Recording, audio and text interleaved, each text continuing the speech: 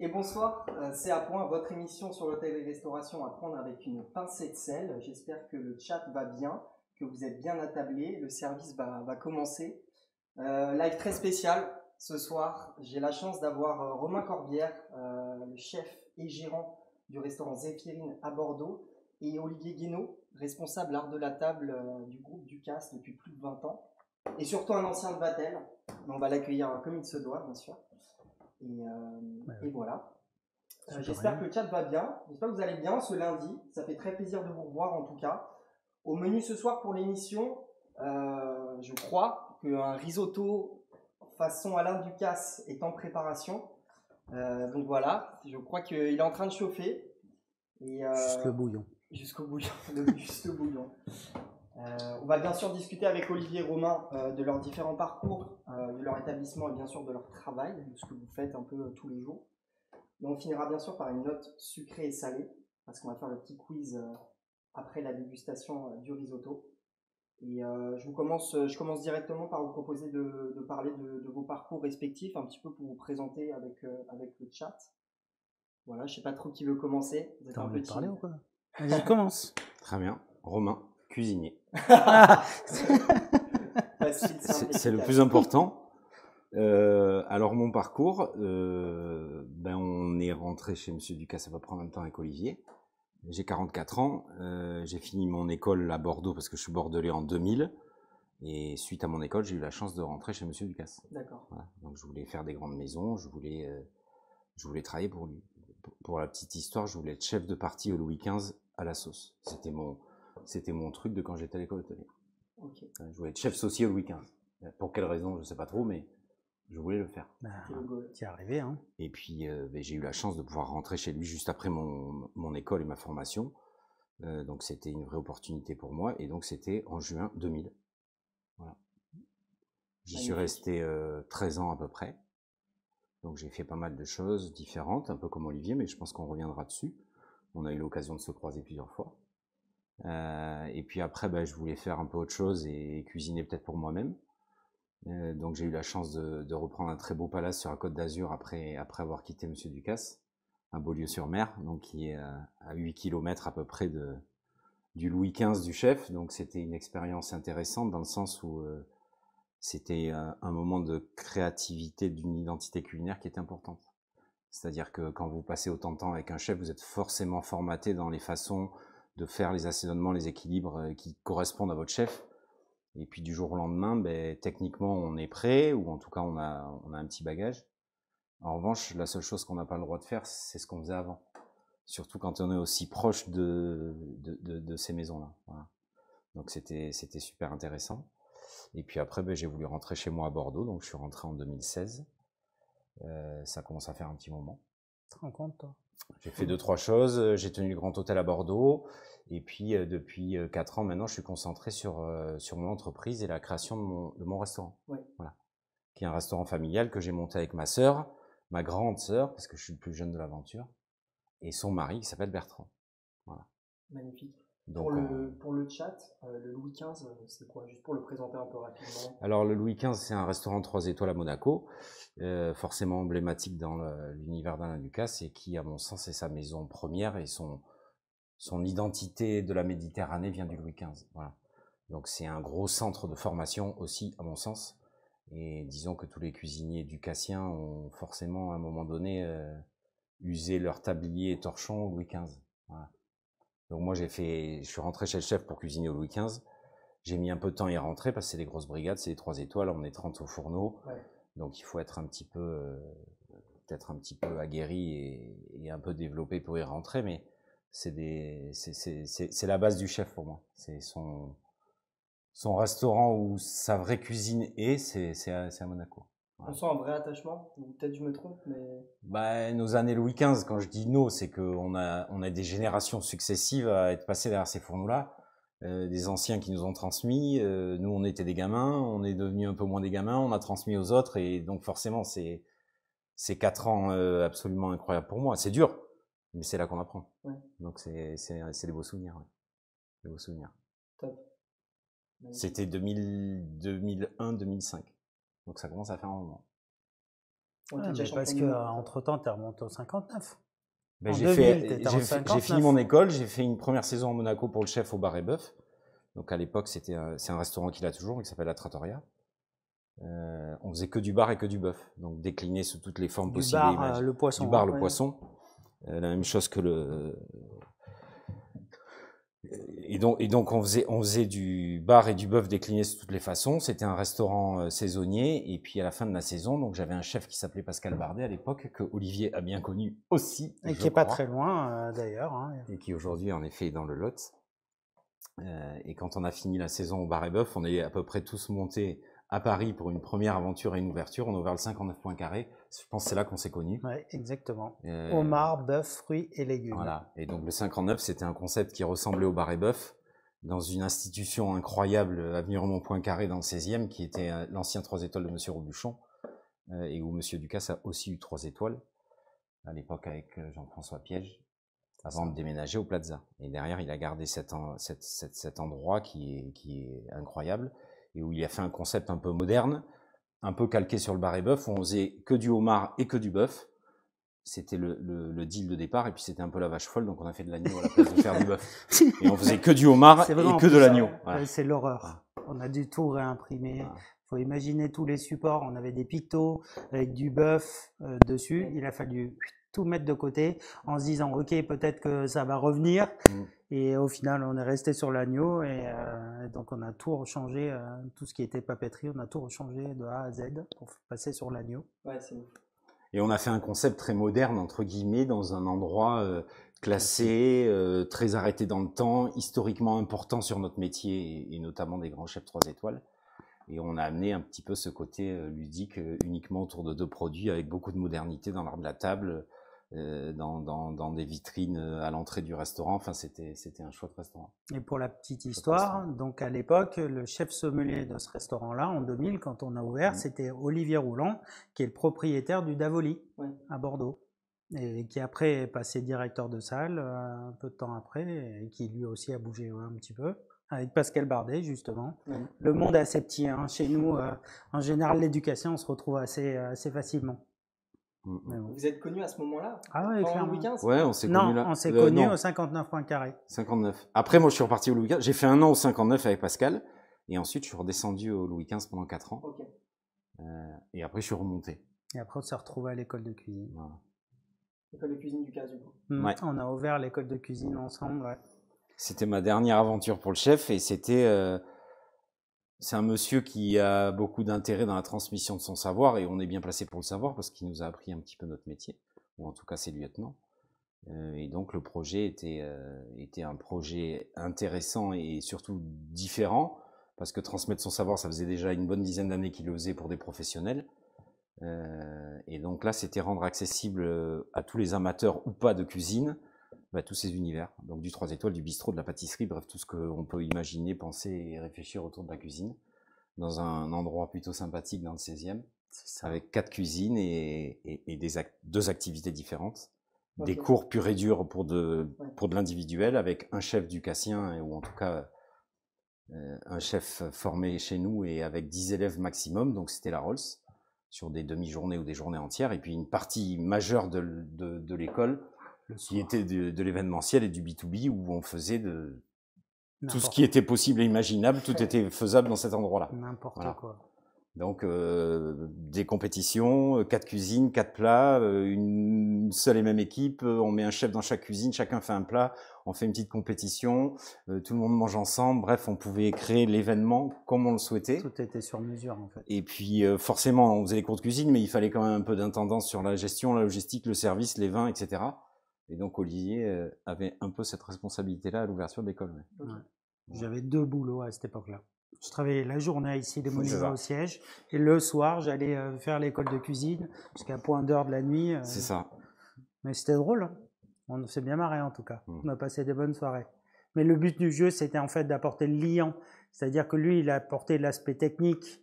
Parce que, mine de rien, il fallait quand même tenir la cuisine, il fallait tenir les gars, être certain que toutes les choses allaient bien dans le bon sens. Donc, il fallait quand même garder un minimum son sérieux, mais il fallait être un peu dans l'empathie, dans la sympathie avec les gens, rigoler avec eux. Il faut que les gens s'amusent, donc il faut. Donc il fallait pas un géo, mais un peu dans l'esprit. Donc, je passais au milieu de toutes les salles, je discutais, je faisais un concours sur le vin, en leur disant tenez, qu'est-ce que vous allez boire? Vous savez pas ce que vous allez boire, donc on leur servait un coup.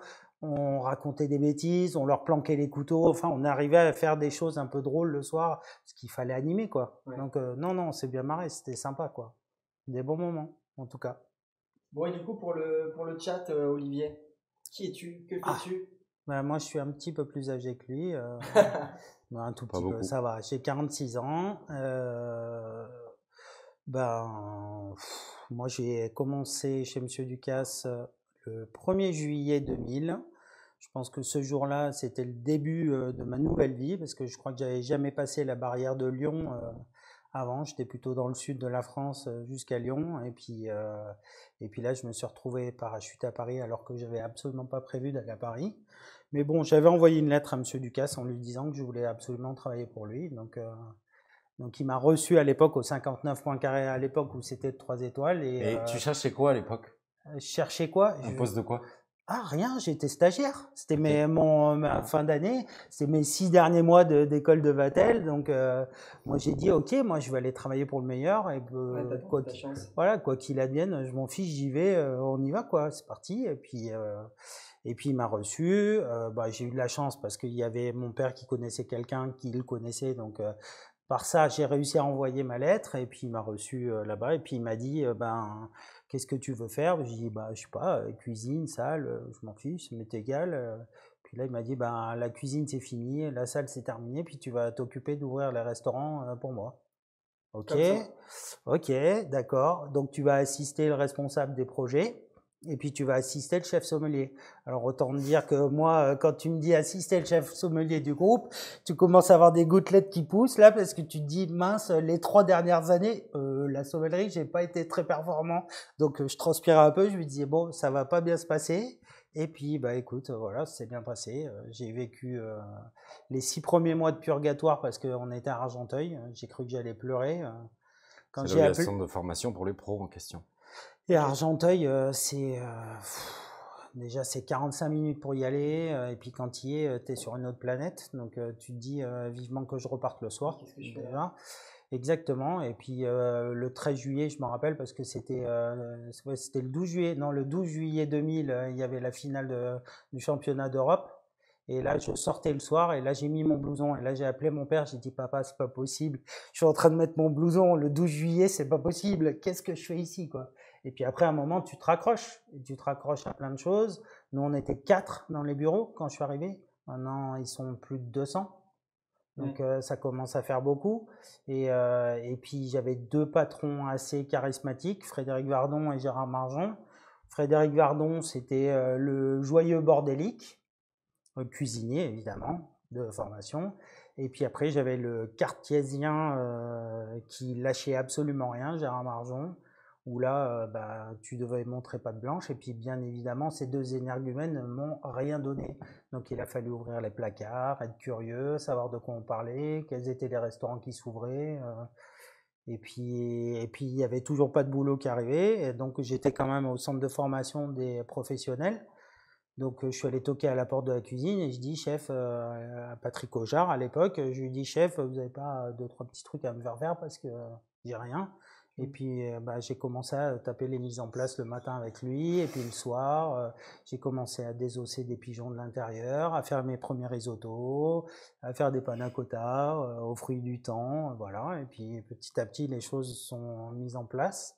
Et puis à la fin de mon stage, ils m'ont proposé de rester parce que ça se passait plutôt bien. Et puis voilà, c'est parti. J'ai assisté Gérard Marjon. Tu es bien resté, oui, tu y es toujours. Ah, oui. Ouais, j'ai assisté Gérard Marjon pendant 7 ans au niveau de la sommellerie et Frédéric Vardon. Après, Frédéric Vardon est parti, d'autres ont pris le relais. Et puis j'aimais beaucoup les arts de la table, donc j'ai continué dans les arts de la table. Et puis après, je traitais toutes les recettes du groupe. Donc au bout d'un moment, tu commences à regarder les cartes, tu commences à vérifier les cartes. Et puis tu commences à aimer ça, donc tu en fais un peu plus. Et maintenant, c'est mon rôle à 100% d'être. Ça s'est fait comme ça. Voilà, c'est tout naturel. Voilà. Donc maintenant, je m'occupe de toutes les cartes de tous les restaurants dans le monde, et donc pas de la création. En tout cas, de faire en sorte que l'identité culinaire soit respectée, que le wording soit respecté et qu'elle soit bien traduite en français et en anglais dans tous les restaurants. Et après, la partie art de la table, qui est encore une autre chose, avec trouver des objets, réfléchir à des identités pour les lieux. Voilà. C'est ça. C'était le petit gars des bureaux quand tu es en cuisine qui arrive quand tu changes ta carte, tu vois, un truc simple, un moment simple, c'est toujours simple de changer une carte ou de faire un testing pour Monsieur Vardon à l'époque. Et donc lui qui arrive et donc qui fait les photos de tous les plats déjà. Il faisait les photos. Et puis après qui t'embêtait pour faire les appellations des plats, tu vois. C'était lui. Donc, au début, il fallait un peu de temps, quoi. Tu te disais, ok, lui il arrive d'où, il fait quoi, il est avec son costard, son machin, son truc. Il arrive avec le grand chef. Et voilà. C'est comme ça qu'on fonctionne au départ. Ouais, mais assistante du casse un petit peu. Non, pas AD, pas Vardon, trop. C'est Frédéric Vardon, ouais. Monsieur Vardon, historiquement, c'est le premier bras droit du chef. C'est ça. Cuisine. Ouais. C'est quand même un poste assez extraordinaire. Il y avait un monsieur culinaire, Alain Ducasse, qui passait dans tous les restaurants avec nous, les chefs. C'était Monsieur Vardon.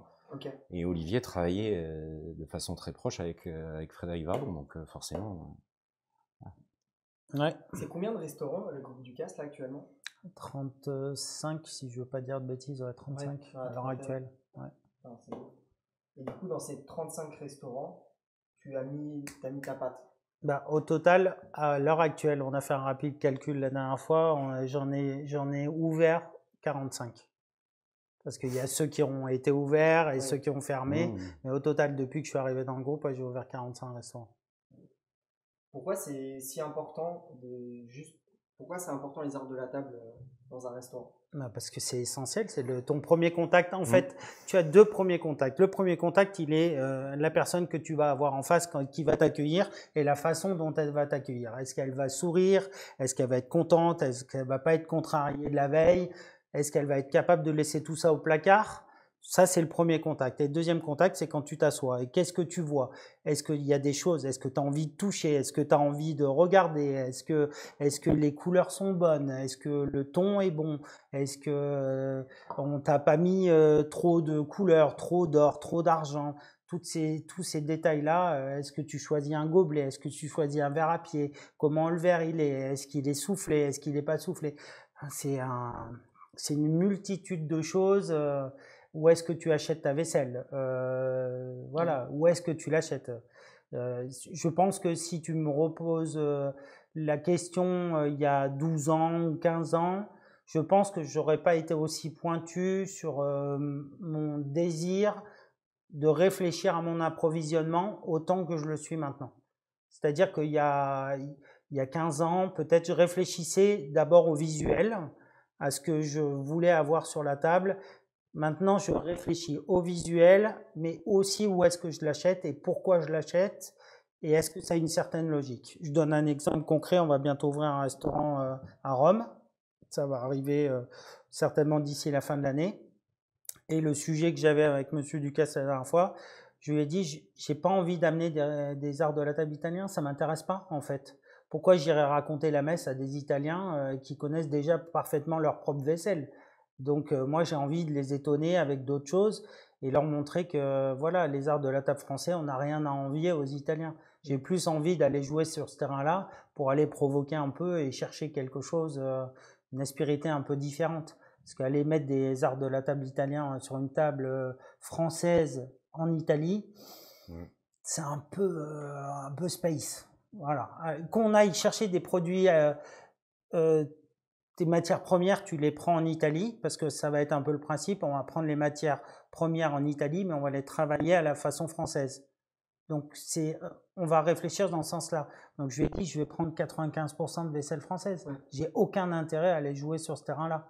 Si c'est pour aller se faire tirer dessus parce que on a utilisé telle fourchette ou telle cuillère de tel restaurant qui est à 600 mètres ou à 800 mètres, non, j'ai pas envie. Donc, puis j'ai pas envie d'aller me coltiner 12 000 restaurants à vérifier si je me suis pas trompé, quoi. Donc non. Pour un chef cuisinier, pourquoi c'est important d'avoir quelqu'un comme Olivier qui va penser à tout ça? C'est pas juste l'assiette. Disons que j'ai pas encore le niveau et le volume de me dire que j'ai besoin de quelqu'un pour ça. Après, l'intérêt avec Olivier, c'est d'échanger à ce sujet-là, parce que lui, aujourd'hui, il a une vision de tout ce qui se fait qui est... Toi, tu parlais de ta réflexion de tout à l'heure. Tu réfléchissais pas dans la table d'un restaurant il y a 12 ans comme tu le faisais aujourd'hui, mais aujourd'hui, tu as une vision et tu as un panorama de tout ce qui se fait partout qui est juste incroyable. C'est-à-dire qu'Olivier, tu lui racontes une histoire de comment tu veux faire la cuisine.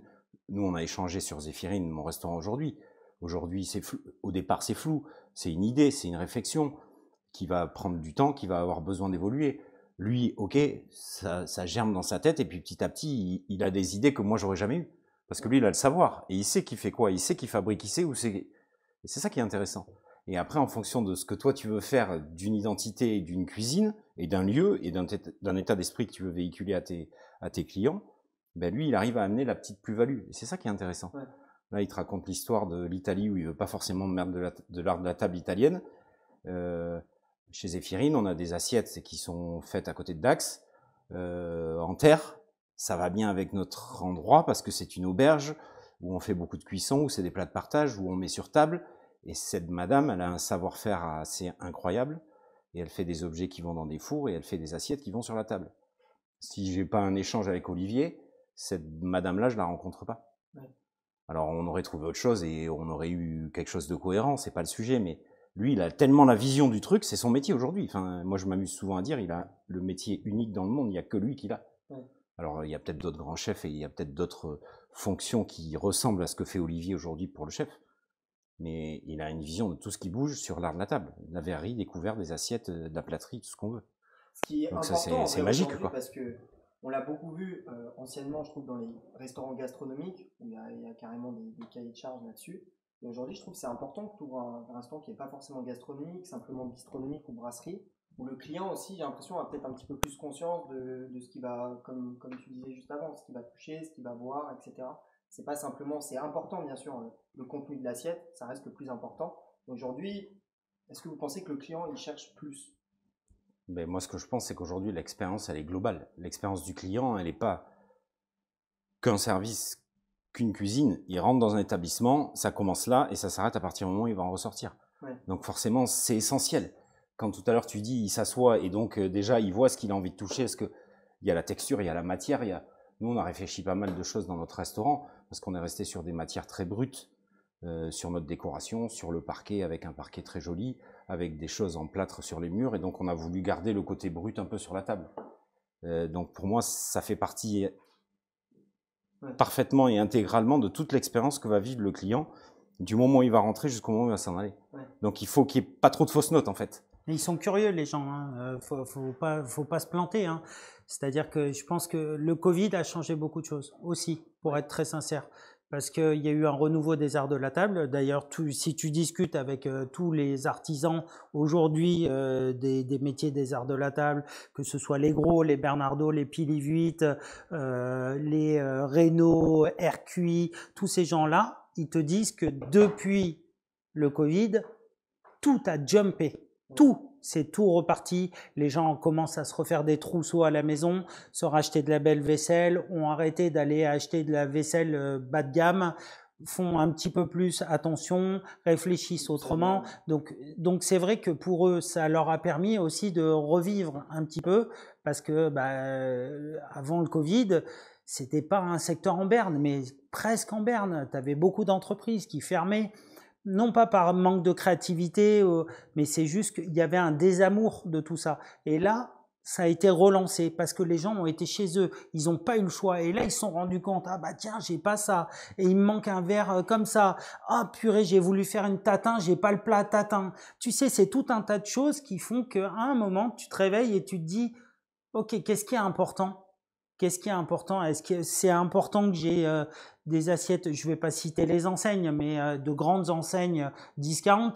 Est-ce que c'est plus important d'avoir ça, ou est-ce que c'est plus important d'aller faire je sais pas, aller sur un marché et trouver 12 assiettes anciennes qu'une mamie est en train de vendre et qu'il y aura une petite aspérité, il y aura quelque chose d'un peu sympa.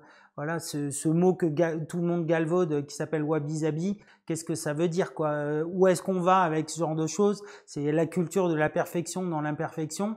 Donc je vais avoir mes assiettes, c'est les miennes, c'est moi, c'est à moi. Même s'il y en a une qui est un peu cassée, elle est à moi. Ces petites fleurs. Non, mais c'est ces petites fleurs que j'ai pas trouvé ailleurs. C'est ce petit décor. T'as vu ce petit décor? J'ai acheté ça, j'ai chiné ça, j'ai trouvé ça. Voilà, c'est ça qui est cool en fait. Et c'est de voir les gens qui te contactent et puis qui te disent j'ai trouvé ça, qu'est-ce que t'en penses? Tu trouves ça cool? Qu'est-ce qu'on peut en faire? Si tu savais, je reçois plein de jeunes créateurs qui m'envoient des trucs en me disant qu'est-ce qu'on peut faire? Qu'est-ce qu'on peut en faire? Est-ce qu'on peut en faire quelque chose? Est-ce qu'on peut trouver quelque chose? Alors des fois, je vais pas te raconter de bêtises.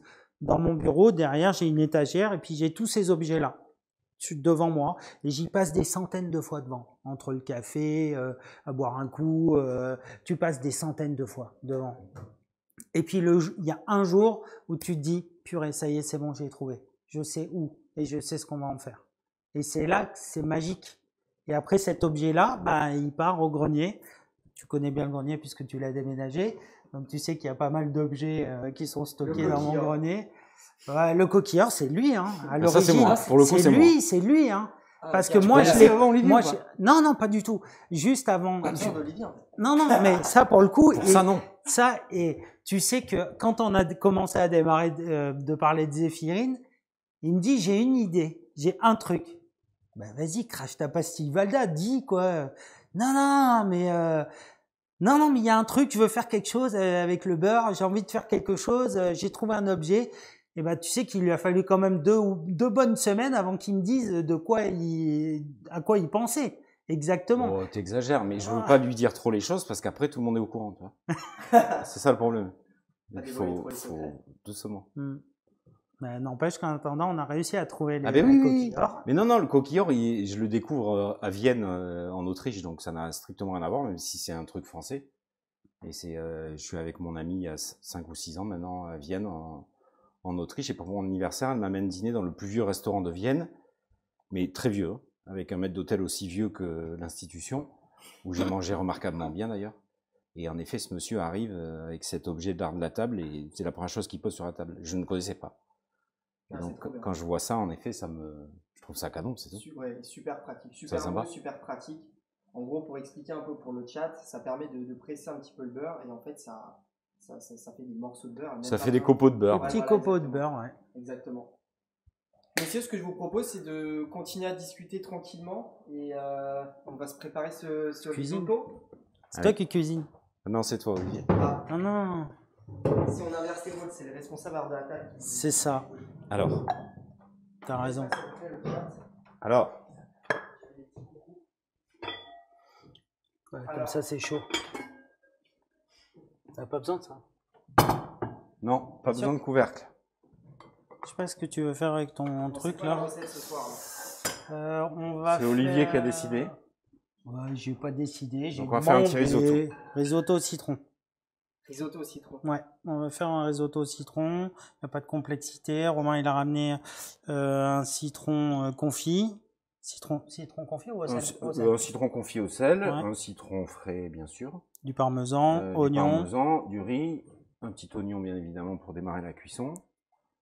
Huile d'olive, parce qu'on en aura besoin. On aura besoin d'un peu de beurre. T'as un peu de beurre? Un peu de beurre, bien sûr. Ouais, cool. Pour monter le risotto. Et on va la filmer un petit peu, vous puissiez voir des très beaux produits là sur le... Elle est rigolote cette huile d'olive parce que c'est une directrice commerciale d'un grand domaine bordelais qui a monté qui a acheté en fait dans une oliveraie une parcelle et qui a fait sa propre huile d'olive. Et on va la goûter ce soir parce que moi je l'ai pas encore goûté parce que j'ouvre vraiment huile d'olive par huile d'olive pour pas les tuer. Donc, voilà, donc celle-ci on va la goûter ce soir. Et l'autre à côté c'est de l'huile d'olivèche qui m'a été donnée par mes amis les frères Tourteau qui ont un petit restaurant à Nice. Un petit restaurant, ouais. Petit restaurant. Une jolie petite maison, voilà, et c'est assez particulier. Voilà, mais ça va bien condimenter le risotto au citron, et avec peut-être quelques herbes qu'on va mettre dedans. On va faire simple, hein, on va pas se compliquer la tâche. Il nous manque juste peut-être un peu de vin blanc. Ouais, moi ça, je suis un petit peu de vin blanc. Je pense qu'on devrait pouvoir trouver, non? À mon avis. On devrait avoir. Je vais peut-être demander en plus.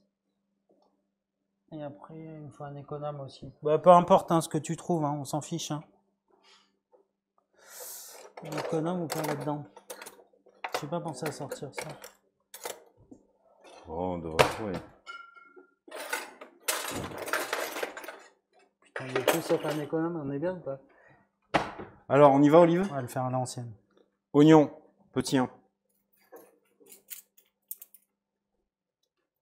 Ça, c'est quoi? Une petite poubelle? Ouais. On va travailler proprement. Il y a un petit peu des bols, je sais pas si vous voulez vous amuser.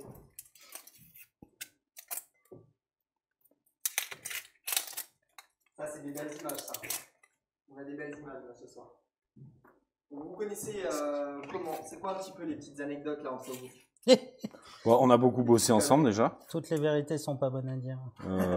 Après, on a vécu nos vies de jeunes adultes dans le début de nos vies professionnelles. C'est ça. Voilà. Vous retrouvez tous les deux du coup à Bordeaux. Ouais. Oui. Mais ça, c'est parce que Olive, il a quand même fricoté avec madame. En allant au travail. Ouais, exactement, sur un risotto. Et c'est vrai en plus. C'est vrai. J'ai emballé Barral avec un risotto courgette. Ah, toi, t'es bon. C'est vrai. J'ai débarqué chez elle dans le 7e arrondissement. Et je suis arrivé avec la casserole, le riz, le bouillon. J'avais amené le lecteur DVD à l'époque. Lecteur DVD avec une sélection. Ça va, on n'est pas si vieux que ça. Non, bon. ouais, une sélection. Alors, est-ce qu'il faut qu'on explique ce qu'on fait ou pas? Ah, mais si. D'accord. Ouais, Donc, si tu veux, chef. risotto, on allume. Un peu de beurre. Ça, on a. Petit 1, on va ciseler un oignon. Tu veux faire, Olivier, ou pas?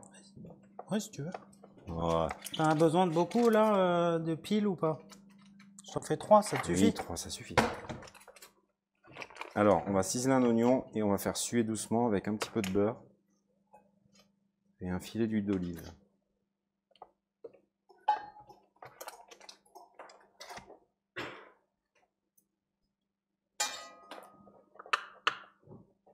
Pourquoi le risotto ce soir alors? Parce que c'est Olivier qui voulait faire un risotto ce soir. Non, c'est pas ça, c'est que je me suis dit que c'était quelque chose qui nous regroupait parce qu'en fait, il faut savoir que Romain, dans son restaurant, il fait souvent un risotto. C'est vrai. Ah. En fait, on a une offre très courte et on fait chaque déjeuner, chaque dîner, il n'y a que 3 plats. Il y a un poisson, une viande et une alternative végétale. Donc souvent, en effet, c'est un risotto, c'est une céréale, c'est du riz, c'est de l'épeautre, c'est de l'orge perlée, c'est tout ce qu'on veut. Voilà. Et puis c'est aussi un souvenir d'école, parce qu'à l'école, on faisait quand même beaucoup de risotto, Olivier, je crois. C'est ça. Ça marche toujours. Vous faites des événements avec 90 personnes, ça va, ça marche, ça fonctionne. Et donc souvent, on faisait des risottos à l'école. Les risottos. Et puis accessoirement, c'est une vraie identité de la cuisine du chef, donc c'était aussi cohérent. C'est un test pour un chef de savoir faire un risotto. Ah, c'est pas le plus simple, oui. Franchement, honnêtement, il y a tellement de versions de risotto qui sont faites aujourd'hui que, enfin, c'est difficile de vraiment bien savoir. Puis maintenant, tu as aussi tous ces risottos qui arrivent tout près. Donc, tu sais jamais trop ce qu'il y a dedans. C'est à moitié space sur les bords. Je ne veux pas dire que les gens font pas bien leur boulot, mais il y a un moment, c'est un peu facile.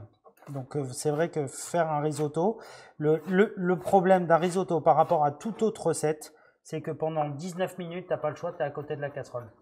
Il faut être un peu vigilant, en effet. Et puis surtout, le bon risotto, il est rare. C'est-à-dire qu'il y a risotto et risotto. C'est ça. Et souvent, au restaurant, c'est un riz avec de la crème ou c'est ce genre de choses-là. Mais ce qui fait le risotto, c'est la cuisson, bien évidemment. Et puis, c'est la liaison finale. C'est ça le plus important. Donc, à la fin, c'est là que tout se joue, en fait. C'est un plat que tu aimes faire? Oui, c'est chouette à faire. C'est chouette à faire parce que le risotto, ce qu'on disait tout à l'heure, il est éphémère. Il est long à cuire. Il y a un moment donné, il ne faut pas se tromper dans la cuisson. Et puis après, il y a un moment, il faut le manger, quoi. On ne peut pas attendre. 2 minutes avant, c'est trop, ou c'est pas assez cuit. Et dans 4 minutes, il aura encore évolué, il aura continué à absorber du bouillon, il sera plus ferme. Donc en fait, il est bon à un moment précis. Et c'est là qu'il faut être bon en cuisine, quoi. Voilà. Quoi qu'il en soit, je suis très content de vous avoir ce soir en cuisine. On a beaucoup de chance. Un petit risotto Ducasse, messieurs. Est-ce que vous voulez quelque chose à boire d'ailleurs? Non, on continue à l'eau là. On va être sérieux quand même. Alors, en même temps, tu as ouvert du blanc. Donc, alors, un petit oignon. Voilà, c'est ce que je pensais. Oui, on peut boire un petit coup de blanc, Olive. Ça va. À l'école, on buvait des coups avec les élèves. Mince. Donc, petit 1, on cisèle un oignon. Ciseler un oignon, c'est en faire des tout petits dés. Et c'est important de le faire finement, parce que le but, c'est qu'à terme, on ne retrouve pas l'oignon dans le riz. Parfois, on retrouve des gros bouts d'oignon, ça fait un peu cantine, ça fait un peu riz pilaf, c'est pas le but du jeu. Normalement, ça fond. Tiens, goûte ça, Pierre. Pose tes verres. Elle est où la poubelle, Pierre? Elle est juste à gauche. Ok, reçu. Là, juste là, là. Ça, c'est la lipèche? Oui. Ah, c'est céleri, hein. C'est un condiment intéressant, la livèche. Et ça fait un petit peu céleri quand même. D'ailleurs, ça a des feuilles qui ressemblent au céleri. Ouais, et puis c'est vraiment de la famille. Quand même le cousin. Hein. Oui, c'est assez léger. C'est un côté aromatique intéressant et différent. C'est hyper frais, quoi. Allez, on y va, Olive, là? Yo, tu veux que je te taille ça ou je te les laisse en gros? Moi, je les laisse en gros d'habitude pour pouvoir les enlever après. On peut en mettre un en gros. Un seul? Oui, non, on va les mettre en gros et on mettra ça le citron confit haché à la fin dedans. Ok, chef. Sinon, ça va être un peu... Chef. Un peu rêche. Parmesan, je touille de plus? Ouais, un petit peu. Et là, en plus, là, je crois qu'on est sur un vin de je patoule. Alors, un peu d'huile d'olive. Je vais pas utiliser ça. Là, très bien, regarde ça. Tac. T'as de l'huile d'olive?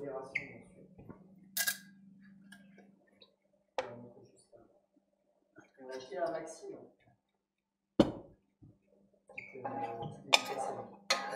On va en boire. Et on va voilà. Je ne dirai pas plus. Tac. Hop. Alors, des petits zestes. Je vous mets vos verres là. Merci, jeune homme. Merci. Tiens, on goûtera notre ami Bombi là aussi. Tu veux, chef? Ben oui, je veux. On va en mettre un peu à la fin dans la liaison. Qu'est-ce que ça donne? Je sais pas goûter encore. Olivier a toujours des beaux produits. Et comment? Non? Si, c'est Olive. Hein. Goûte. Elle est amère, hein. Ça a du caractère, oui. Ah bah, en tout cas, il y a quelque chose qui se passe. Tiens, tonton. Ouais, par contre, elle est bonne, hein. Oui, c'est bon. Mais elle est... ouais. Elle est tonique, tu vois, pour finir la liaison du risotto, ça va bien. Là, ça va être bon, hein, du coup. Hein. Ben oui. Alors, du riz, Olive, on cuisine pour combien, là? Bah, il faut qu'on fasse pour tout le monde derrière, là, quand même. Ouais, mais le but, c'est de goûter. Hein. Oui, mais on fait petit. On se fait des petits bols, là, pour les petits bols de cette taille-là. Là. Petite bolinette. T'auras assez, je pense. Hein. Ouais, on va pas tout faire. Mais tu fais ce que tu veux. Alors, on fait suer l'oignon. Comment on fait pour le grammage? Tu leur expliques? 80-90 grammes par personne, si on mange que ça, c'est largement suffisant. Souvent, on fait trop de riz. Même souvent. 80 grammes, ça suffit. Après, ça dépend s'il y a une garniture ou s'il n'y en a pas. Là, on fait un risotto au citron avec quelques herbes et une jolie huile à la fin. Ça veut dire qu'on va manger que le riz. Mais ça pourrait être avec des légumes, ça pourrait être avec un bout de poisson, ça pourrait être avec autre chose. Donc, en fonction, on adapte la quantité de riz. Voilà. Et puis, surtout, ce qui est important, c'est un peu ce qu'on va faire maintenant. Donc là, on a fait suer l'oignon. Suer, ça porte bien son nom. Faut pas que ça colore. Le but, c'est d'extraire l'humidité et l'eau de végétation du légume, à savoir notre oignon, sans lui apporter de coloration. Si je colore mon petit oignon, mon risotto, à terme, je vais avoir plein de petits points marrons à l'intérieur. Le but, c'est qu'il soit bien blanc à la sortie. Donc là, j'ai fait revenir jusqu'à ce qu'il soit translucide et ramolli. Et puis ensuite, on va ajouter nos grains de riz. Donc là, Olivier, il a amené un riz Carnaroli, qui est un des grands classiques des riz à risotto. Bien évidemment, on ne lave pas le riz, ce qui nous fait un risotto. Le risotto, alors déjà, c'est quoi un risotto? C'est souvent les gens, ils ont une vision d'un risotto qui tient debout dans une assiette, qui est cerclée. Un risotto, c'est compliqué à dresser. Parce qu'un risotto, quand c'est bien maîtrisé, c'est moelleux, c'est onctueux, c'est crémeux, et en fait, c'est compliqué à dresser. Un risotto qui tient tout droit dans l'assiette, ça marche pas en fait. Un des éléments qui va faire le crémeux du risotto, ben, c'est forcément l'amidon qui est contenu dans le grain de riz. Ça va? Magnifique. Donc on a mis beurre, huile d'olive, on a mis notre petit oignon, on aurait pu ajouter une petite gousse d'ail pour parfumer, tout est ouvert à la créativité de chacun. On peut mettre une petite branche de thym, on peut mettre ce qu'on veut. Et puis ensuite, on va passer à la phase qu'on a tous lu sur des recettes où on vous dit il faut faire nacrer le riz. Alors, quelque part, cette phase-là, c'est un peu la plus importante. Souvent, vous lisez et on vous dit faire revenir le riz jusqu'à ce qu'il soit translucide. Pour moi, c'est pas tout à fait juste. C'est-à-dire qu'il sera jamais translucide.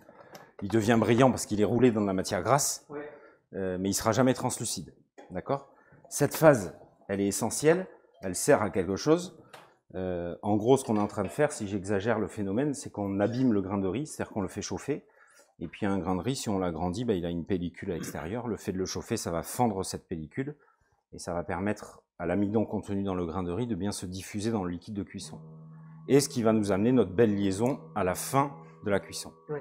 Donc si je le fais pas revenir suffisamment, c'est pas dramatique, mon risotto il sera pas mauvais pour autant. En revanche, j'aurai peut-être des difficultés à faire ma liaison finale. D'accord? Alors, de toute façon, dès que tu mets le premier coup de vin blanc, c'est là que tu vas tout de suite savoir si tu t'es bien débrouillé. Et puis, c'est pour ça que c'est toi qui vas le faire. Comment je sais quand, il est suffisamment? Ben, en fait, moi, ce que je m'amuse à faire et ce que j'observe, c'est que je touche mon riz et il faut qu'il soit chaud. Donc, au départ, il est froid, bien évidemment. Là, tu peux t'amuser à toucher, tu vois, c'est chaud, mais tu vas pas te brûler non plus, mais ça commence à être chaud. Ouais. D'accord? Donc, on va pas tarder à commencer ce qu'on appelle un mouillement. Mouillement en cuisine, c'est quand on ajoute un liquide, on mouille quelque chose, un jus, un fumé, un risotto, ce qu'on veut, une pâte. D'accord? Le premier liquide de mouillement, c'est le vin blanc, qui est juste là, par là. Alors, on va pas en mettre trop. Le vin blanc, il sert à quoi dans le risotto? Bah, il amène essentiellement de l'acidité. Et l'acidité dans un risotto, alors en plus, nous, on le fait au citron, donc ça nous aide. L'acidité dans le risotto est importante parce qu'un risotto, c'est quand même quelque chose d'un peu riche. C'est du riz, c'est du beurre, c'est du fromage. C'est quelque chose qui a tendance à être un peu costaud. L'acide, il casse toujours cet effet de roboratif. Okay. Toujours, on casse le gras avec de l'acidité quelque part. Donc l'intérêt du vin blanc, il sert un peu à ça. On y va. On va pas en mettre trop. On met bien à plat. Et en effet, quand on met le vin blanc, faut que ça chante. Sinon, c'est que c'est pas assez chaud. Encore un petit peu. À partir du moment où on met le premier liquide, à savoir le vin blanc, il faut regarder le chrono parce que la cuisson du grain de riz a commencé. Et là, c'est parti. Tu commences. C'est le moment où là, tu vas jusqu'à complète absorption. Et puis là, on va commencer à mouiller au fur et à mesure. Donc, qu'est-ce qu'on a à côté? Alors ici, on a un petit bouillon de poule. Ça peut être un bouillon de légumes, ça peut être un bouillon de poule, ça peut être ce qu'on veut. À la maison, ça peut être un bouillon cube, ce qui est le cas ce soir. Hein. Ouais. On n'est pas obligé de se compliquer la tâche parce qu'un risotto, déjà, ça cuit longtemps. Donc, quelle heure il est? Allez, 20h45, 3. Le riz va cuire entre 15 à 18 minutes, en gros. Et puis après, il y a aussi une notion de comment j'aime le manger. Est-ce qu'il est très fondant? Est-ce qu'il est un peu croquant? Quoi qu'il en soit, à partir du moment où je mets le liquide, j'observe le temps. Est-ce qu'on a une petite louche? Oui. Oui, j'ai amené. Dès qu'il est réduit, je commence à mouiller avec mon bouillon. Et l'objectif, ça va être d'être toujours à hauteur du grain de riz pour que le grain de riz puisse cuire de façon régulière. Parce que forcément, si je mets du liquide qu'à la moitié de la hauteur de mon riz, ça va pas bien cuire. Et après, on va passer un petit quart d'heure à rajouter du liquide en permanence. Maintenir un petit frémissement, ça sert à rien que ça boue comme une machine à laver.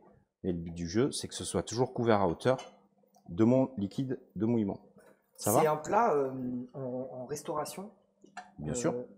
Comment on le prépare pour des plus grandes quantités? Alors, on peut le faire à la minute quand on a des grandes maisons. À la vôtre. Hein. CF le Louis XV. Louis XV à Monaco. Il y a Santé, chef. Il y a un poste qui s'appelle l'entremétier, qui est un poste passionnant dans cette cuisine parce que c'est là qu'on fait toutes les pâtes, tous les riz, les légumes. Donc c'est un vrai poste magique pour moi au Louis XV. Et il n'y a qu'une personne sur une année. Donc sur chaque poste en cuisine, il y a une personne qu'on appelle un chef de partie. Donc en gros, c'est un mini chef de cuisine qui est le garant de la bonne gestion de chacun des postes. Donc il y a le poisson, il y a la viande, il y a l'entremets, il y a le garde-manger. Le garde-manger, c'est là où on va faire tout ce qui est entrée froide ou chaude potentiellement. Et sur chaque poste, il y a un chef de partie. Donc au Louis XV, l'entremétier, il est important.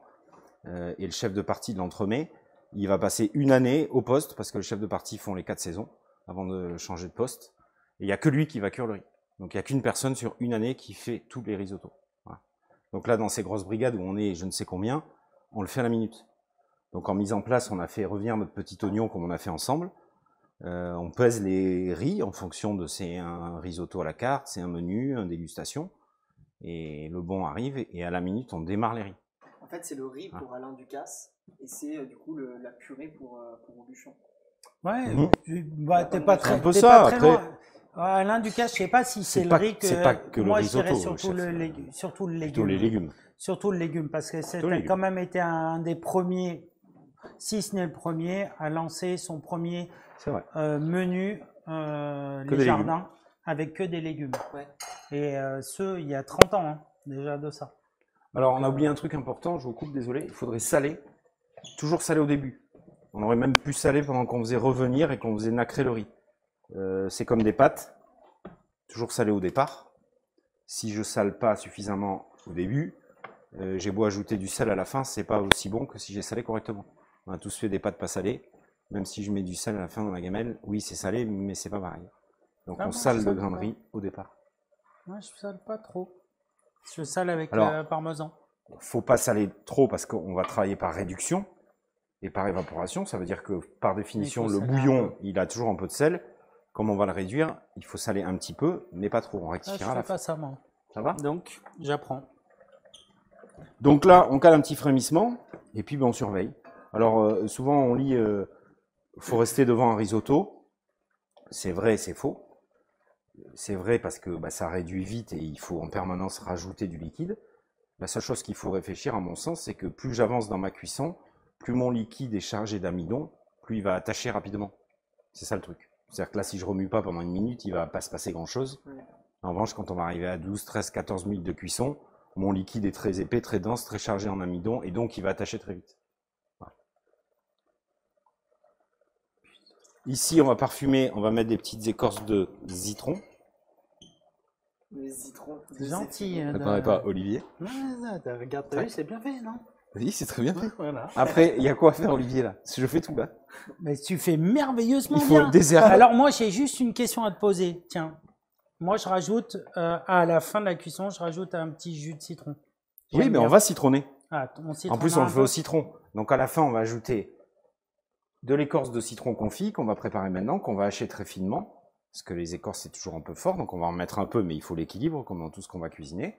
On mettra un peu de jus de citron. Et puis, le jus de citron, il fait un peu le même rôle que tout à l'heure. Il va casser le gras de ma liaison qui va se faire avec du beurre et du parmesan.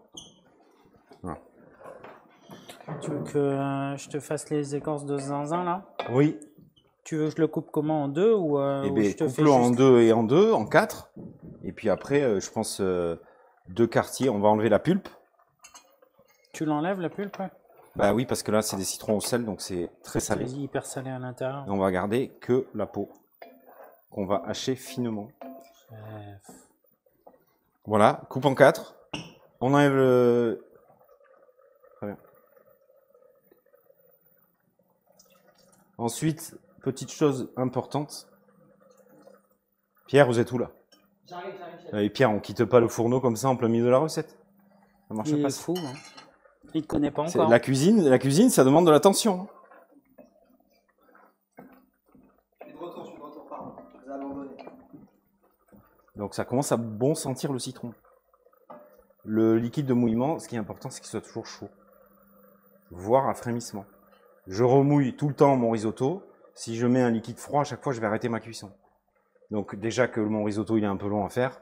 Si à chaque fois je rebaisse ma température, qu'il faut que j'attende que ça reprenne l'ébullition, etc., Donc un liquide de mouillement d'un risotto est toujours chaud. 2, t'as dit? Oui, je pense que ça suffira parce que c'est assez puissant. Comment? Et ben, tu les tailles en bâtonnets comme ceci, voilà. Et après, tu fais une mini brunoise. Et on va les hacher, on va faire fin. Moi, je trouve ça magnifique ce moment. Ouais, parce qu'Olivier a une gestuelle de découpe absolument incroyable. Trop de balles. Putain, c'est pas possible. Sale gosse. Donc quand même, au début, Olivier il me dit, c'est moi qui vais cuisiner. Et toi, tu me dis comment on fait, tu vois. Il est responsable de la table, c'est pas pour rien. Non, mais il cuisine vachement bien. Bah oui, il nous a fait un risotto à Nouvel An. Non, mais j'aime bien cuisiner, ça m'amuse. J'adore cuisiner au barbecue, vraiment. J'adore ça. Parce que t'es un homme, ça. Non, ça n'a rien à voir. Je fais de la cuisson indirect. Non, mais surtout, il fait beaucoup de choses. Quoi. Non, il fait pas qu'une simple entrecôte ou un magret de canard sur la braise. Je fais les farcis, les légumes farcis au barbecue. Et j'adore ça. Je trouve ça trop drôle. En fait, c'est l'évolution qui m'intéresse. C'est l'évolution de la cuisson. Puis j'aime ce côté, tu sais, c'est non, je fais que de la cuisson indirecte. En fait, je mets mes braises sur le côté et je l'utilise comme un four en fait. Okay. Et c'est l'évolution du produit au fur et à mesure. C'est ça qui me plaît.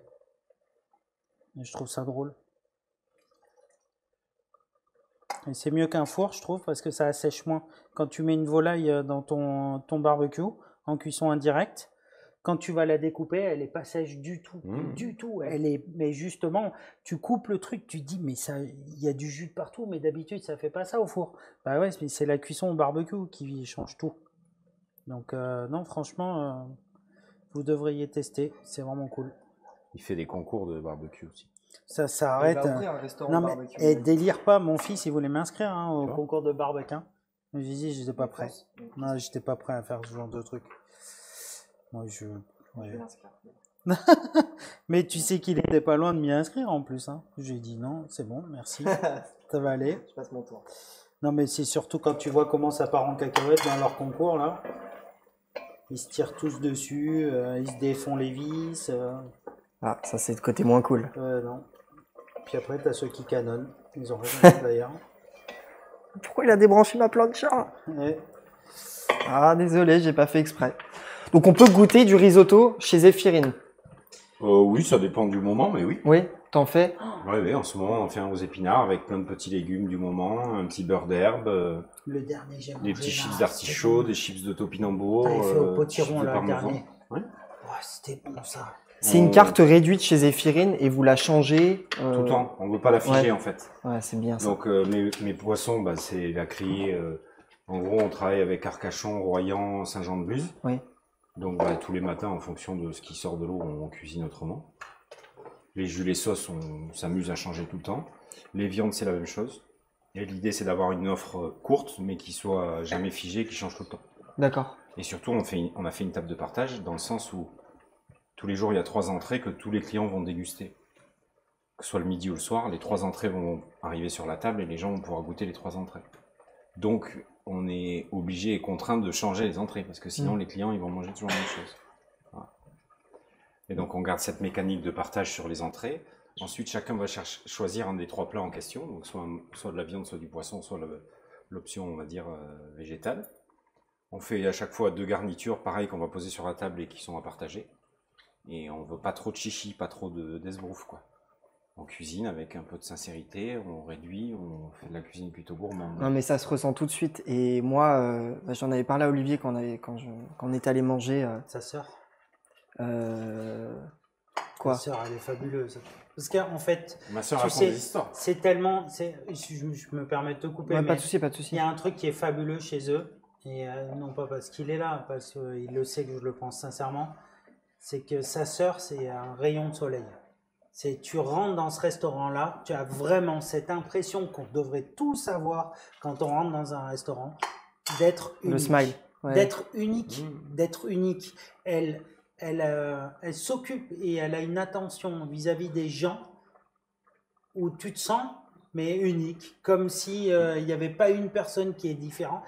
Elle discute avec les gens, elle leur parle c'est pas des automatismes, c'est pas redondant, c'est pas mécanique. Tout est différent. Et Marie, elle t'explique que quand elle accueille des gens, même si c'est la 15e fois, l'objectif c'est que ce soit comme si c'était la première fois qu'ils venaient. Okay. Il faut qu'à chaque fois ce soit autrement ou différent. Ouais. Donc elle a une part de magie dans... Elle observe les gens. Est-ce qu'ils sont souriants? Est-ce qu'ils sont heureux? Est-ce qu'ils sont en couple? Est-ce que ça va bien? Est-ce que ça va pas bien? Est-ce que je peux être tactile? Est-ce que je peux les toucher? Est-ce que je peux lui toucher l'épaule? Alors si elle sent que les gens sont tactiles, sont open, mais tu sais, ça se voit vite, parce qu'un client qui est open, il ouvre ses bras. Donc il utilise ses bras et il ouvre ses bras. Donc elle regarde, elle observe ce genre de choses, elle se dit ah c'est bon, il est tactile. Donc là, au prochain plat qu'elle passe, elle va délicatement poser sa main sur son épaule, tu vois, et c'est une question de proximité. Et petit à petit, elle pénètre dans l'intimité des gens. Et je trouve ça fabuleux, elle est incroyable. Moi, j'ai eu le monsieur qui est c'est son mari. Exactement. Oui, Bertrand, c'est son mari. Bertrand. Et j'ai ressenti exactement la même chose. Alors, il fait bien, mais il fait autrement. Chacun amène sa personnalité. Donc forcément, c'est différent. J'ai passé un moment, comme je voulais le dire là juste avant, où effectivement, c'est quasiment tu dirais du bistronomique. C'est pas le cuisine gourmande. J'aime pas trop ce terme. D'accord. Tu le qualifierais comment? De la cuisine. De la cuisine. Je fais cuisine avec un peu de sincérité, je trouve. Non, mais auberge urbaine. Mais en effet, ce mot-là, il est plutôt pas mal. C'est pas une vulgarité. Moi, j'ai directement senti, et je ne te connaissais pas, je ne savais pas que tu avais travaillé avec Alain Ducasse, etc. J'avais directement senti un côté technique précis, et justement, qui derrière, où toute la gourmandise, la délicatesse se traduit dans le plat, quoi. Et moi, je me suis régalé, vraiment. Et je pense que c'est pour l'instant l'endroit où je me suis le plus régalé sur Bordeaux. Facile. On raconte une histoire de famille. J'ai fini les assiettes de tout le monde. Quand on raconte une histoire de famille, ça peut pas être compliqué. Parce que Zéphirine, c'est un nom qui est issu de ma famille. C'est le prénom de mon grand-père paternel qui s'appelait Zéphirin. Mais quand on raconte une histoire comme ça, elle peut pas être complexe. C'est que des histoires de gourmandise, d'échanges, de plein de choses. Lui cuisinait beaucoup, il faisait une pâtisserie qu'on a essayé et qu'on met en avant aujourd'hui, qui était une simple crêpe. Aujourd'hui, on l'a transformée en une pâtisserie un peu autrement. Mais on veut garder ce côté familial et simple, parce qu'on n'est pas compliqué en fait. Dans ce qu'on raconte, on n'est pas compliqué. On raconte juste notre histoire. Donc il faut pas qu'on complique plus notre histoire quand on rencontre nos clients, et on ne doit pas non plus compliquer trop la cuisine, et on n'a pas dû compliquer trop l'art de la table au départ. Parce qu'en fait, c'est ça l'expérience du client. C'est que tout soit à peu près raccord.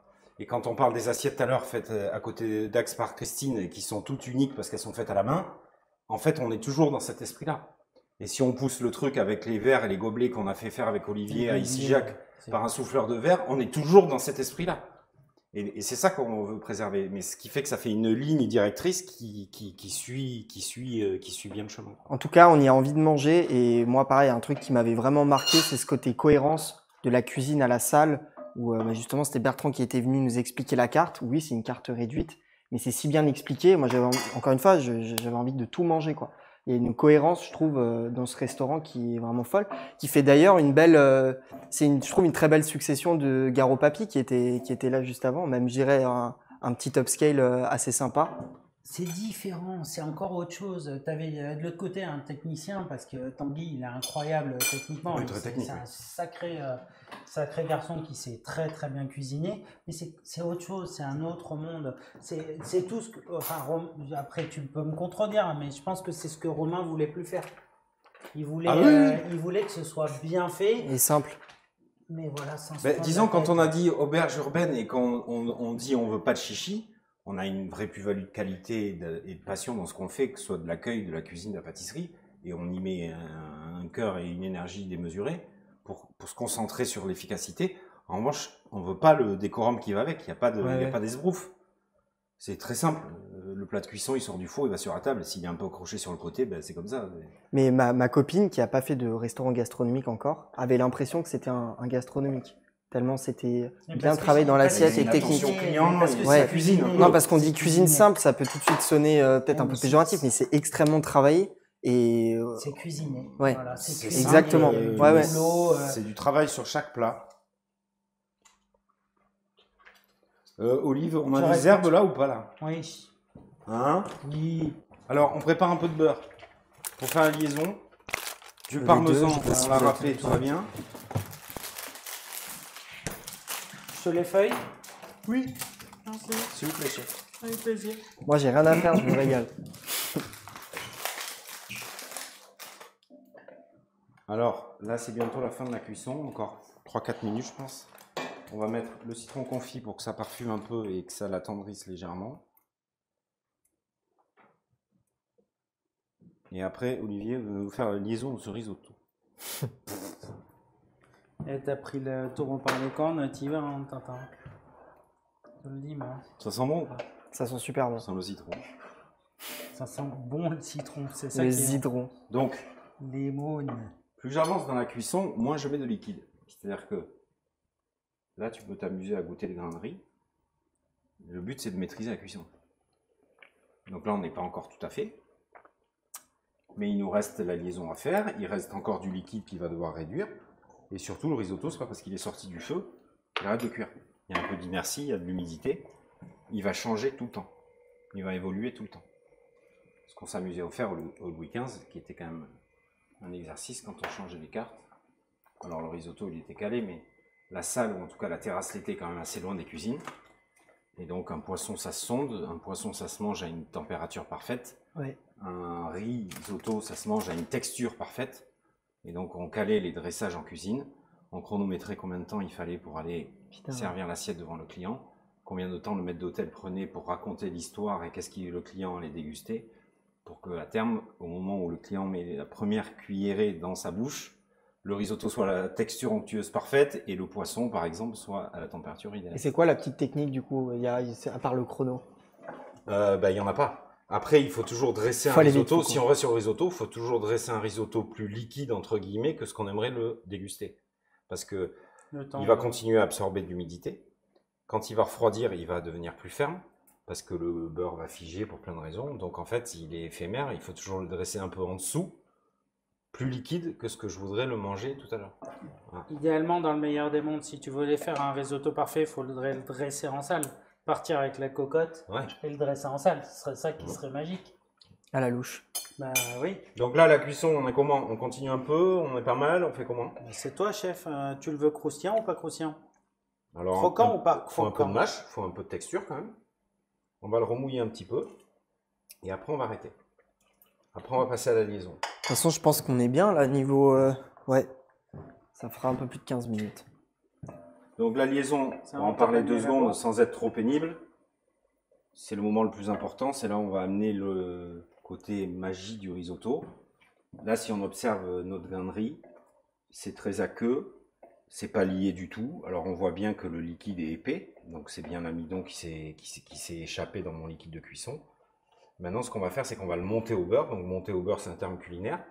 L'objectif, quelque part, c'est de faire une émulsion entre 3 éléments. Du liquide, qui est dans ma cocotte. On va ajouter du gras. Et avec un peu d'énergie, on va remuer. C'est-à-dire qu'on va incorporer de l'air dans la masse. Ça veut dire qu'une fois que j'émulsionne du liquide, du gras et de l'air, je fais une émulsion. D'accord. Si je prends une vinaigrette, je mets du vinaigre, du sel, du poivre, c'est mon liquide. Je prends mon petit fouet, je prends mon huile d'olive, je fouette, je rajoute du gras. Il y a un moment donné, elle a la texture, elle est émulsionnée. Oui. J'ai mes 3 éléments, du liquide, du gras, de l'air. La mayonnaise, c'est la même chose. Il y a beaucoup de choses comme ça en cuisine et c'est toujours le même. Et ça, c'est émulsionner un risotto. C'est monter au beurre. Monter au beurre. Donc, pour faire ça, il faut que je préserve un petit peu d'humidité. Si mon riz est trop sec, je vais le monter au beurre, mais mon émulsion ne va pas bien prendre. Et puis surtout, il va être trop ferme à la sortie. Donc, il faut toujours que je préserve un petit peu d'humide dans ma casserole. D'accord. Donc là, on va pas tarder à arrêter. Je l'ai remouillé un tout petit peu. On va commencer par ajouter le beurre. Le but du jeu, c'est d'ajouter des petits morceaux de beurre froid et de mélanger avec un peu d'énergie. Que le beurre fonde doucement et qu'en parallèle, on vienne fouetter un petit peu le riz comme ça. Et ça va incorporer un peu d'air dans ma masse au fur et à mesure que le beurre va fondre. Ça va? Ça va, nickel. Une fois que le beurre sera bien monté et que mon risotto sera bien monté au beurre, on va ajouter le parmesan qui m'amène le goût du parmesan et qui est quand même essentiel dans le risotto et qui va encore accentuer la liaison du riz. Magnifique. Ça va? Chef, tu veux faire quoi avec les herbes? On va les mettre dedans. Direct, hein, on va les mettre pas, dedans. Hein? Non, les herbes un peu entières, ça va bien.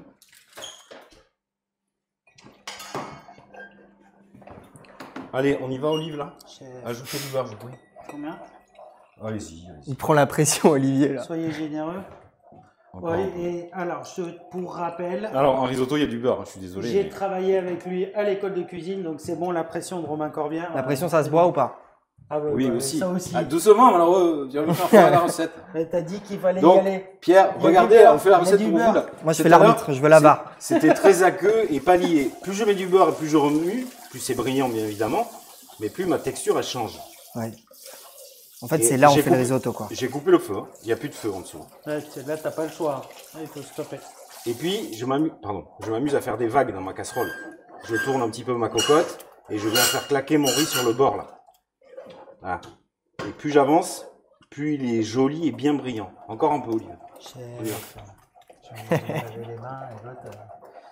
Encore. C'est bon. Il en reste un. Eh bien, c'est celui de trop. C'est toi qui l'as coupé. Il faut pas tomber dans l'excès.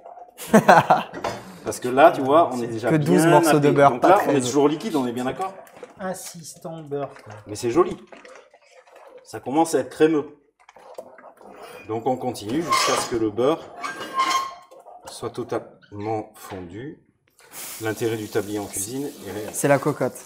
Tu t'en es mis de partout, quoi. Non, jamais. T'as fait des médailles? Là, ça, c'est la texture importante. On est moelleux. On n'est pas réduit. Crémeux. Il y a du liquide. Oui, ça c'est important. Trop tard, les gars. Une fois qu'on en Je est là, on met rigole, le parmesan. Alors fraîchement râpé par Olivier, c'est mieux. Avec amour. C'est mieux qu'en paquet déjà râpé. hein. Et quand on ne sait pas, Ah, là, arrêtez, Olivier, on ne voit pas là. Quand on sait pas Ils veulent combien prendre on met- des clichés de toi là, en train de le faire. quand on ne sait pas combien on met de parmesan, on met à plat comme ça et on recouvre la surface. Ah, je sais Recouvre pas la surface. cette technique, moi. Quand on ne sait pas combien on en met. On couvre la surface. Toi, tu fais comment, Olivier? Non, je le fais à l'œil. Je suis pas aussi technicien que lui. Allons-y Olivier, là ça reprend. Tu mets encore? Encore un peu, malheureux. Ah très bien. Et là, regarde ça. Tac. T'as compris ou pas? Ouais, t'as retiré le citron? Pas encore. Là, on va enlever le citron. On va ajouter un peu de jus de citron. On va ajouter des herbes. On va goûter l'assaisonnement. Mais t'arrêtes. Allez, enlevez les pots là. Et tu veux pas les enlever là? Et je peux pas tout faire. Bah, ça va, t'as la spatule dans les mains, et c'est bon. Trop grosse. Oh le boulet. Là, on goûte. Ouais, pas mal. On mérite un peu plus de parmesan, Olivier. Chef. Et un peu de citron. C'est quoi? On va finir ça. Maintenant, on va mettre du jus de citron. Ah, tu peux tout mettre. Voilà. Un petit jus de citron frais pour casser un petit peu la rondeur du fromage et du beurre. On est pas mal. Ah la vache. Donc le riz, il ne peut pas tenir tout seul. C'est pas possible. Ça a l'air Un délicieux. petit filet d'huile d'olive de madame. Bong, elle s'appelle. C'est son prénom en plus. Elle est vietnamienne. C'est sa sœur qui tient le restaurant vietnamien à côté de la Mais maison. non. Il connaît tout le quartier. Bah oui. On a fait découvrir la table du décanteur. Ouais, la table du décanteur, faut que tu y ailles aussi, ça c'est bon. Voilà, très bien Olivier. C'est parfait. Il t'écoute pas, il fait son risotto. Si, La table il du écoute. décanteur, oui, je sais. T'inquiète, il le sait en plus, je lui ai dit. Là, on met quelques feuilles de coriandre. C'est tout un art. Tu veux en mettre un peu dedans? Ouais, je crois que c'est pas mal. Allons-y. On a le reporter là, qu'est-ce que t'en penses? Vas-y, regarde, tu peux parler. Tu vas doucement parce que non. Puis on en mettra un petit filet dessus Ouais. comme ça. Hein. Et on se fait chauffer le jus. Et Olivier, il a fait une petite côte de veau hier. Ouais, hier j'ai fait une côte de veau. c'était Mais trop non. bon. Oui, ben s'il J'ai mange fait mal une à la Tu maison. m'as pas fait goûter. J'ai fait une côte de veau et c'était un fond de jus, alors je me suis dit j'ai amené le jus de veau là. Ça va être bon. Il nous appelle même pas quand il fait ça. Non, C'est que pour lui. pour les enfants surtout, Ouais. et ma femme, avant toute chose. Ouais, c'est pas mauvais. On pourra le refaire ou pas? Oui.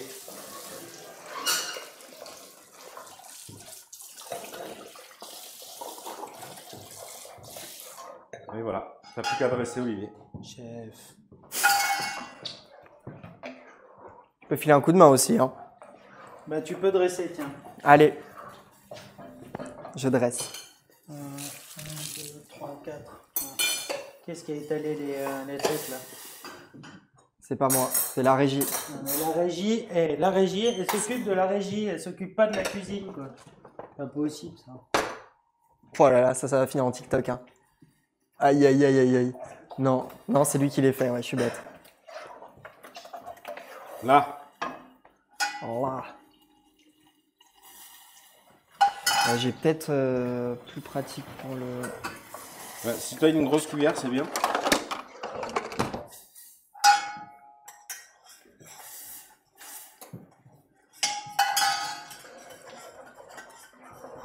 C'est bien ça. Parfait. Voilà. C'est bon. Ah, tu sais qu'il y a même une cuillère à risotto, ça existe en Italie. Hein. C'est à quelle forme? Bah, elle est un peu dans l'esprit de celle-là, mais un peu plus large. Elle est large. Elle fait à peu près cette taille-là. Et en fait, ils ont créé cette cuillère-là parce que une louche de cette cuillère correspond à une portion. D'accord. Alors, Olivier, un peu de jus de veau. Par-dessus, chef. Mais oui, saucez le. Alors, c'est un jus de veau, un jus de poulet, ce qu'on veut. Tu prends ce qui te reste, hein. Ce qui est tous les restes. Tac. C'est la guerre. Un petit filet d'huile d'olivèche. Ah, c'est des belles images, ça. Si on avait un peu de piment à spelette, on aurait pu mettre un peu. On en a. On peut râper. On a une râpe. On a du piment. On va râper un peu de zeste frais, de beau, citron. hein. Puis on est bon, quoi. Voilà. Comme ceci. Ça ira? Parfait. Impeccable. Ça déchire. Tac. Un trait de livèche. Oui, un petit filet. Pauvre Olivier, il a passé la soirée à se faire engueuler. Mais non, ça va, tu le connais pas. Hein. Quand tu te fais engueuler par Romain Corbière, je te dis qu'il vaut mieux que tu partes dans l'autre sens. Ouais, c'est pas souvent. Hein. Ben, c'est pour ça que tu pars dans l'autre sens. Voilà. Parfait. Service? Non, parfait, je ne sais pas, il faut goûter. 4 risottos pour le 12. On va se mettre là-bas.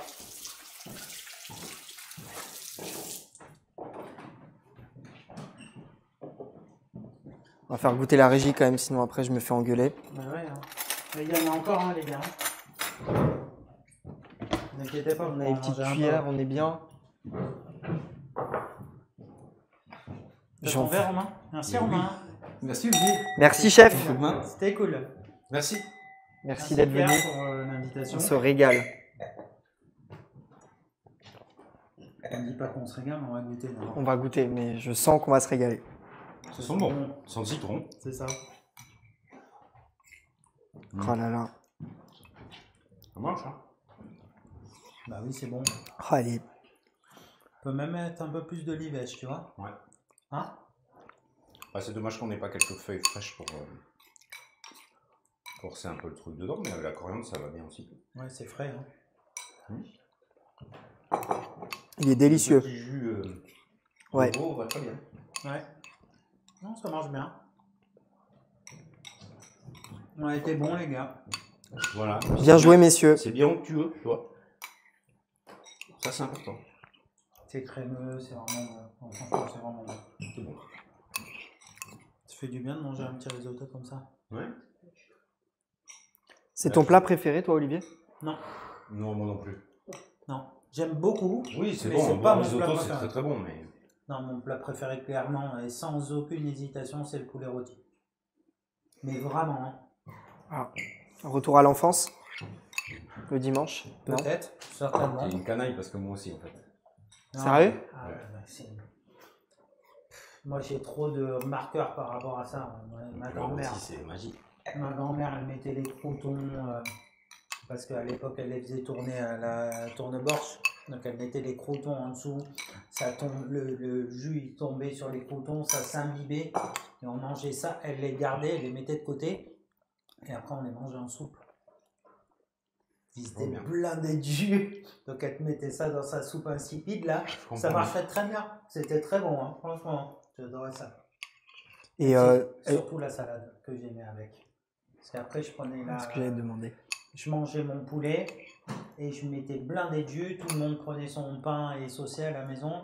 Et moi, je laissais tout le jus et je mettais la salade dedans. Et en avant, gagnant. Tac. Voilà, le rêve. Voilà. Bon, en tout cas, il est incroyable ce risotto. Ouais, il est très Merci bon, beaucoup. Romain, bravo. Ben, très de rien, chouette. merci à vous. C'était cool. Ça me fait très plaisir de vous avoir ce soir et enfin d'avoir une vraie recette. On a enfin pu inaugurer la cuisine en plus pour l'émission. Donc je suis très content. Je pense qu'on ne peut pas mieux l'inaugurer que de vous avoir ce soir. Donc ça me fait très plaisir. Merci beaucoup. Ben, merci à toi, Pierre. Ouais, c'est chouette. Est-ce que vous voulez faire le petit sucré salé? Allez, C'est toi le chef. on est prêt pour ton sucré Non, salé. c'est pas moi le chef. On va me faire avoir. Pas ce soir. Bon, on va finir, c'est bon. Bah oui. Hein. Ouais, on se le finit, on se fait le petit quiz. Histoire de... Aïe, aïe, aïe. J'en ai écrit des bêtises là. Je suis en train de réaliser là.